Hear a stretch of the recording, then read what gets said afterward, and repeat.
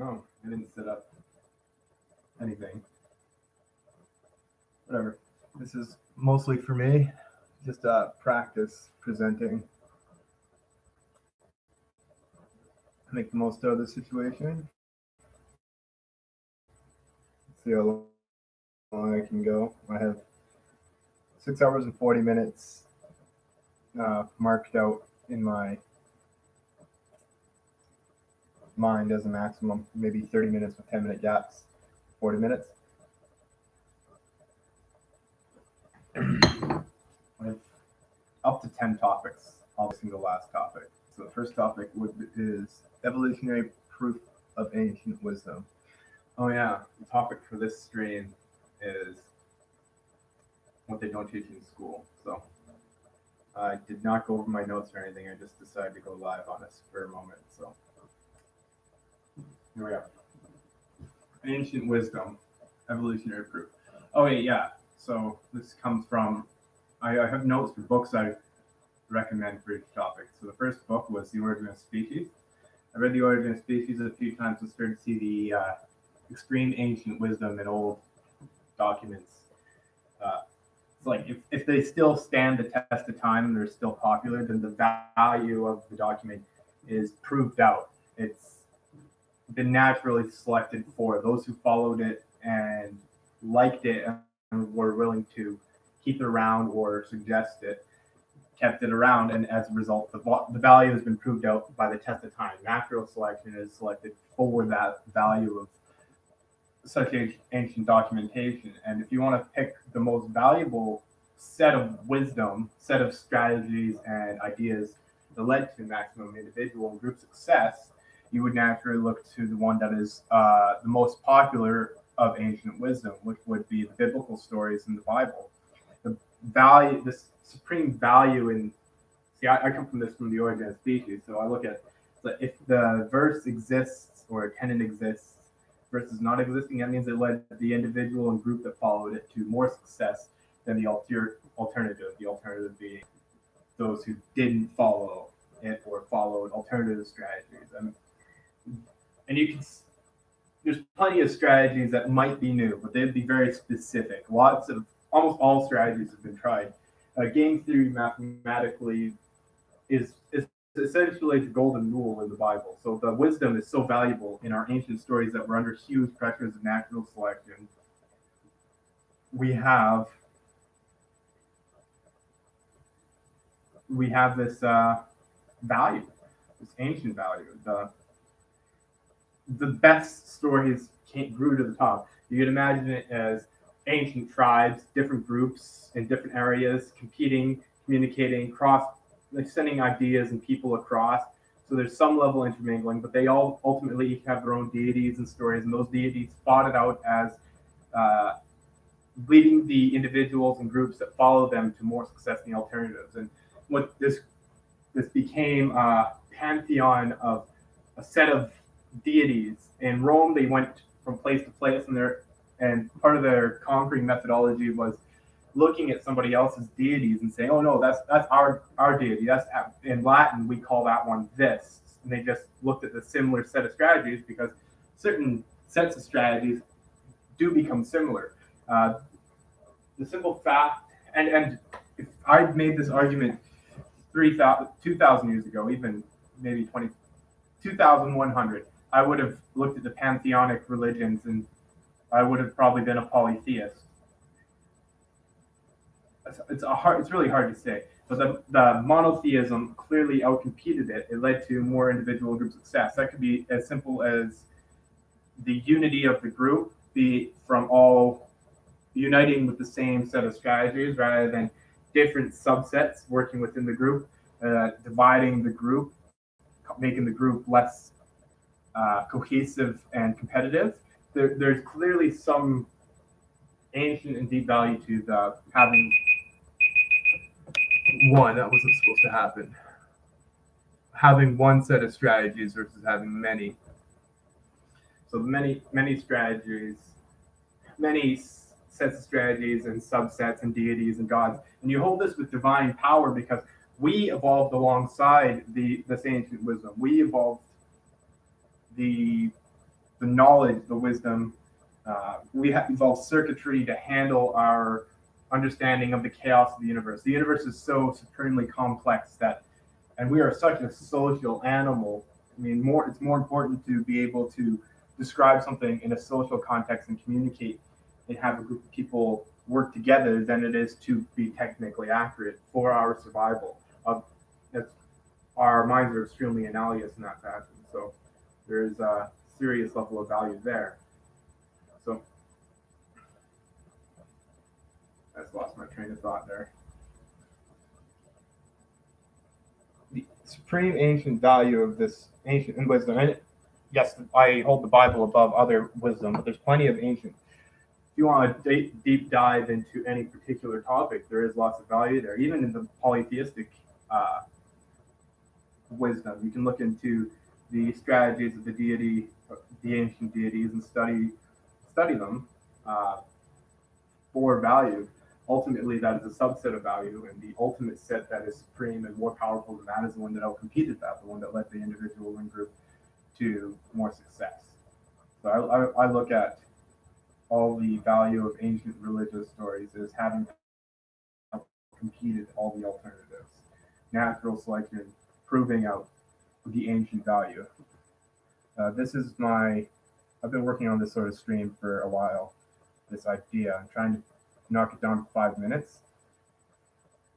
So rambling it up to 30 minutes on a whim might be difficult, although it's not a bad habit to get into if I'm going to try and make a living off of being able to communicate value to those around me.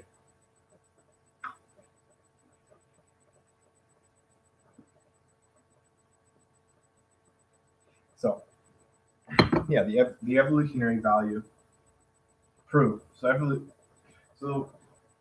that means a few things. It means, well, anything that was valuable enough to have survived has more value. It's like the Epic of Gilgamesh. Old stories too, old proverbs and wisdom. There's all kinds of value in that. But the Epic of Gilgamesh is an example of I would say, it's popular because it's old but it barely survived, right? So you wouldn't hold that as a religious tenet and doctrine to read value out of to extreme any more than any folklore. And folklore is great. It fleshes out our current situation. You can apply it a little bit more fluidly. It's not a uniform strategy is proved out by the test of time, but they maybe have be proved out in this circumstance. Somebody found it of value and thought it was worthy to share. You see, folklore is much more fluid. It's much more oral. You see, even Aesop's fables, which are written down, are quite often I would say, appear to be far more often cited in a more conversational fashion than a document tome fashion. One of the conventions in modern times of the size of books, I believe, well, comics are so competitive for a reason. They are short. They are fluid enough to kind of intermingle and communicate in a more conversational fashion. You have a lot more going on in the universe that might be mirroring, mimicking, and drawing from the real universe in a more fluid fashion, whereas a thick book and then a big story might, I mean, you can pump through that in a week if you want, and pump through 40 books in a year from one universe and still get some fluid value out of that. But you're still not, it's not going to be of the same time tested and true ancient value of folklore and ancient wisdom from, I mean, it's really hard to truly represent without looking at the amount of success of the groups that follow them on a grand scale, the biblical, the main body of biblical knowledge, the Bible, the ancient wisdom there, the Pareto distribution, master principle. I was working out with a buddy a couple weeks ago.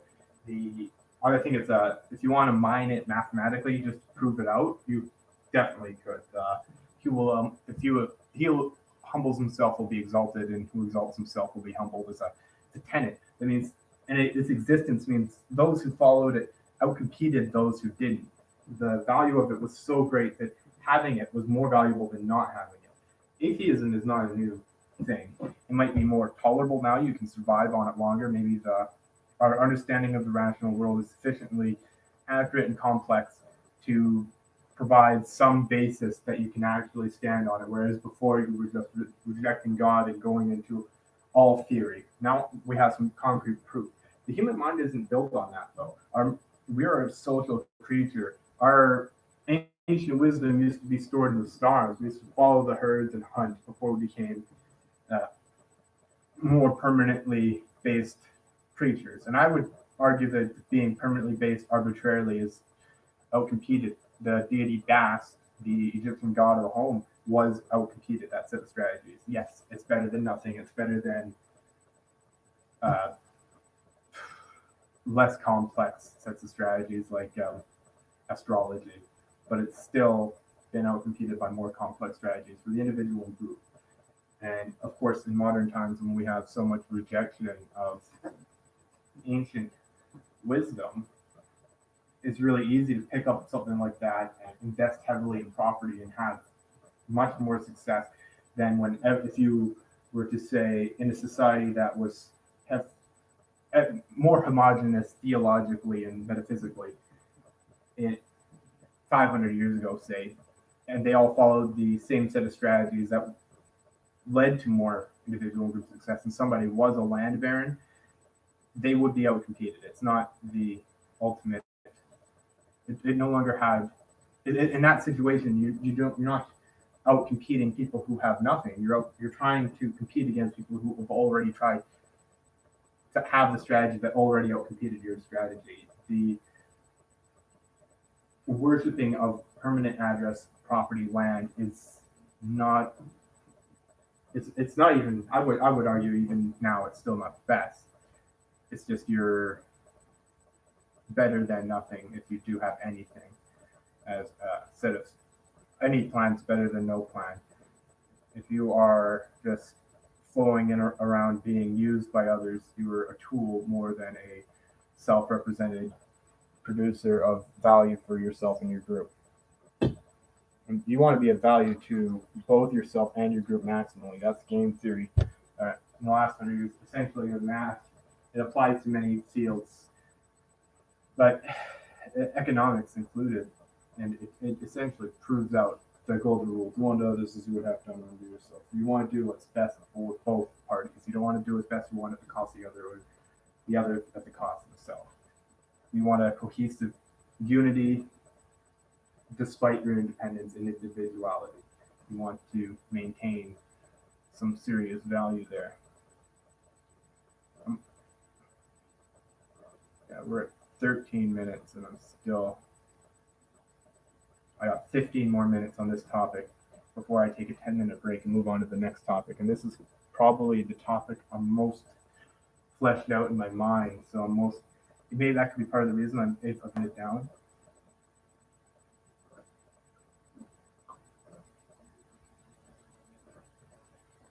Yeah, so it's evolutionary wisdom, ancient wisdom. Ancient. Like, it doesn't, I mean, I touted the Bible just for the ancient value of that. But there's also the Greek classics, Arabic and Chinese classics. There's plenty of ancient documents around the world, ancient religions of different areas and places of the world that have that deep value. The parable of the lamb is more expanded upon, but the same part of it that's in the Bible also exists 350 years ago in Yang Qiu's Secret Garden by Lei Tzu. I think that's how the name goes. And it's got serious value, and it still holds up. That's what I found when I've read a lot of this ancient work, is it still holds up. I was reading the Book of the Courtier, and it's written in Old English, which is a little bit. I found some of it bleeding into my writing. It was definitely more phonetic than modern English, which has become more of a pictograph phonetic bastardization. Like sometimes it follows basically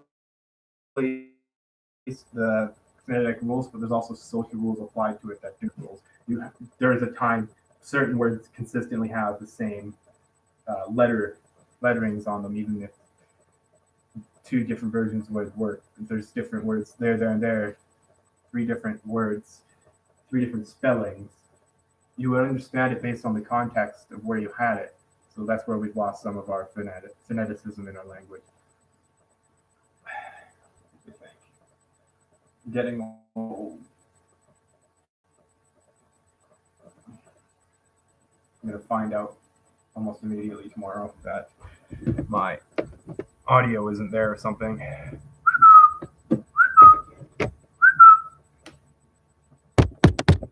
Yeah, I don't know. I hope so.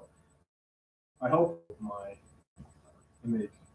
I can always go down and back up. I'm only having this verbal conversation because it looks like there's nobody watching.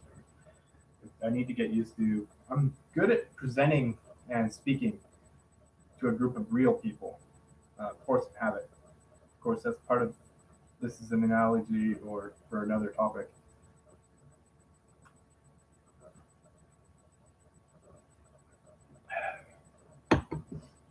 So, evolutionary proof.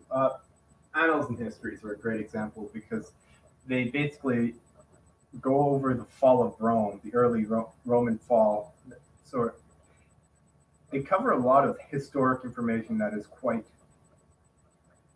fascinating to see, especially from a modern context. A lot of the information is kind of surprising how similar events play out. Anabasis, I heard a story, Anabasis by Xenophon. Brilliant. And it's even more amazing that it's a historic story rather than it's historic rather than mythologic, or it's not a fictional story. It's not made up. It's a true story.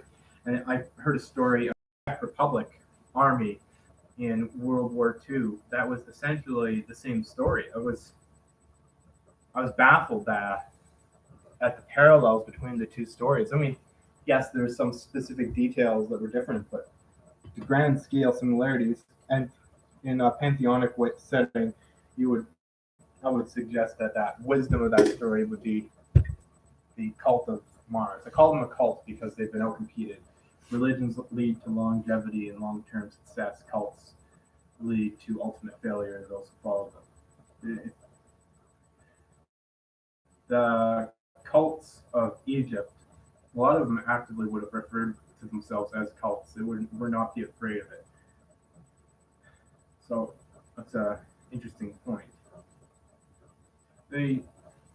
You see, even on this side of the ocean, I would say the god of war, the deity of war, which exists in most complex pantheonic cultures. The Norse people had them, the Greeks, the Romans,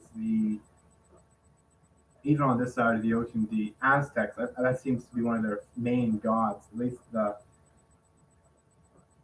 it's the most extreme parts of civilization get your attention. So, of course, the extremely warfaring parts of all civilizations are loud in history, even though they are quite often a minority of history. Quite often being a choice word. We used to, even ancient remedies, I find it interesting. A lot of ancient pharmacology, natural, evolved treatments for diseases. You can see them like interesting. I guess this is a little bit of a tangent. Ancient wisdom. Yeah, it's more folk wisdom, and it gets reiterated enough in different versions. Like it's a sort of book you write a book on. You see throughout history the same books, but with new variations, maybe discovered different plants from different areas. So you have always need a newer gardening book because there's always little new variations or some new fad. It's easy to resell. And wormwood is a plant that naturally grows in swamps, places where you're likely to get parasites, which I think is interesting because it is a natural treatment against parasites. The like yes, you don't want to just treat 100% of the time on it, but it's like even before our symbiosis. I guess I'm speaking to the symbiosis. We evolved. We have faith like in the brain. We evolved alongside the biblical and religious wisdom, at the very least, alongside it, if not with it, in a symbiotic fashion. So it's interesting to see even plants like wormwood. We where we would be cultivating them is where we would likely be needing them. Say the plant had a value to us. Say we smoked or ate or consumed. We consumed the different plants wherever we were as we followed, and as we went through areas where we would catch parasites, we would be consuming the plants that just by happenstance because they grow there. Maybe we cultivated them more there. Maybe us consuming them became part of their. We recognize them as very consuming them, which helped drive them to produce more somehow. I'm not sure it's active versus passive. At the very least, though, there's a correlation. There's an evolutionary symbiosis there. It helped us. It's become a cultivated crop for sure, and it helped us fight off parasites in the system. Made the people who consumed it more competitive because they attacked their parasites. It could be as simple as they happen to grow along in the same environment and have parasites together, like say the leeches don't eat plants, so there's enough there to suggest a symbiosis effect. I'm not sure if humans would have spread the seed by harvesting it and smoking it, and that just happened to make us more competitive, so we smoke more there, and it does have a relaxing effect on you, and it's your GABA system, your anxiety system, so it is a decent relaxant, muscle relaxant. And there's lots of interesting ancient wisdom that could be analyzed and studied to a very serious degree. It's a gold mine. History is a gold mine. These ancient documents are a gold mine for anyone looking to do some serious study. You pick a topic, beat it to death, and as a proverbial way of putting it, you look at this ancient wisdom, say a tenant in the Bible, and you try and describe that tenant mathematically, and then you apply that elsewhere in the math. You apply it to economics. You apply it to marketing, exalting yourself and humbling yourself. Me and Buddy as a rule set, and I'm sure you could prove it out. And I never got to it. Maybe he did a little bit more. We were going to get back to it. Oh, my internet is unstable. This might not be good.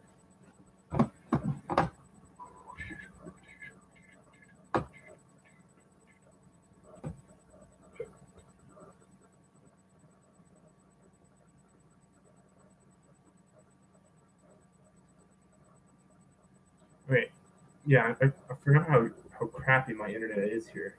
So,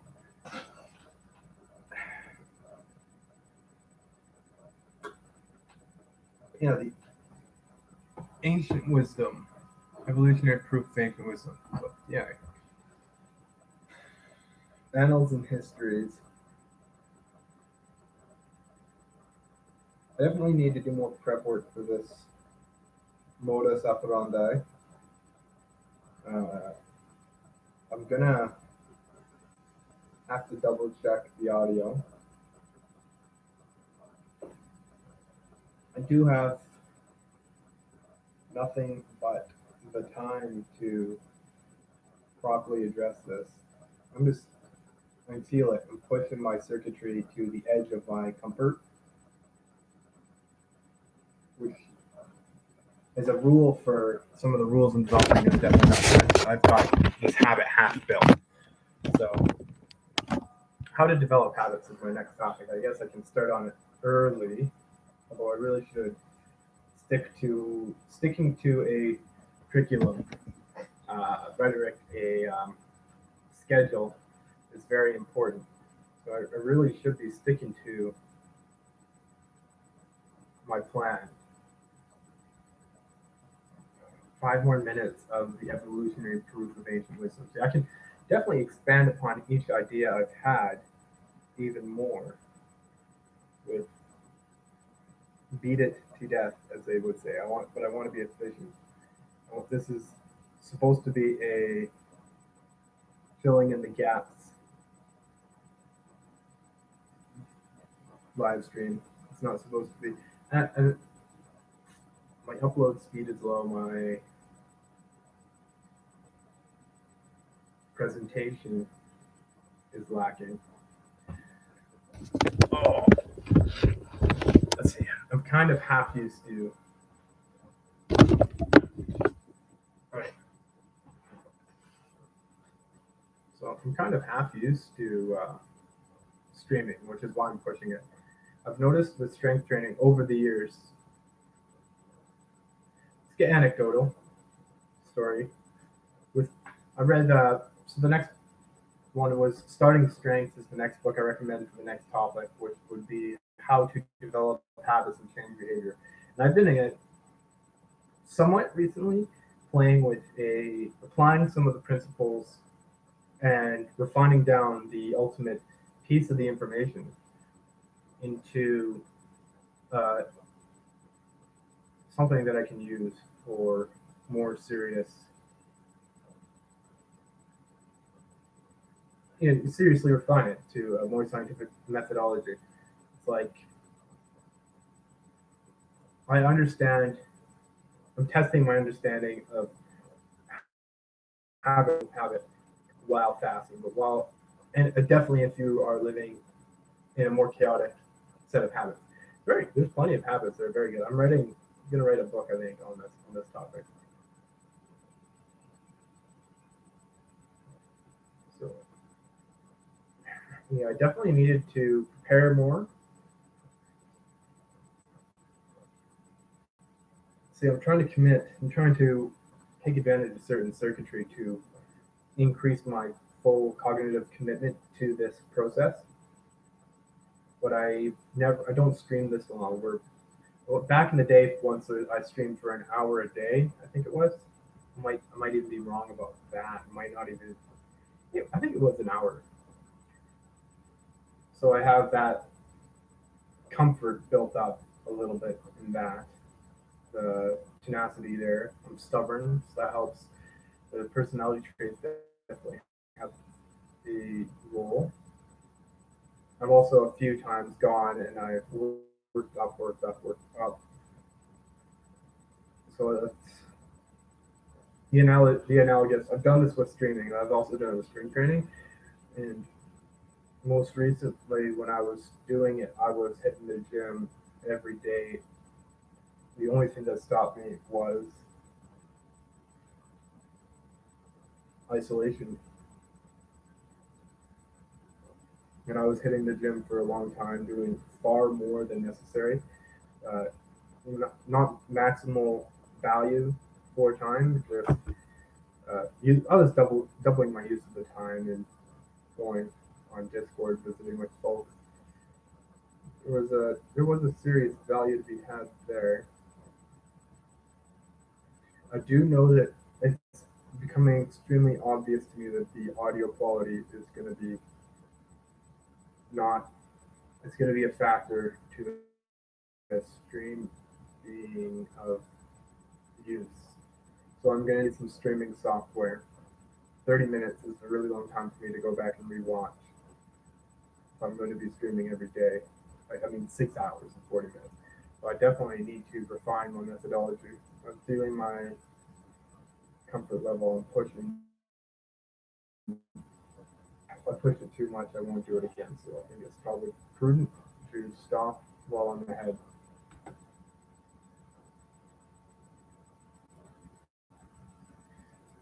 Okay, I'm just gonna verbally do this while I think about it. I'm stopping while I'm ahead in the sense that I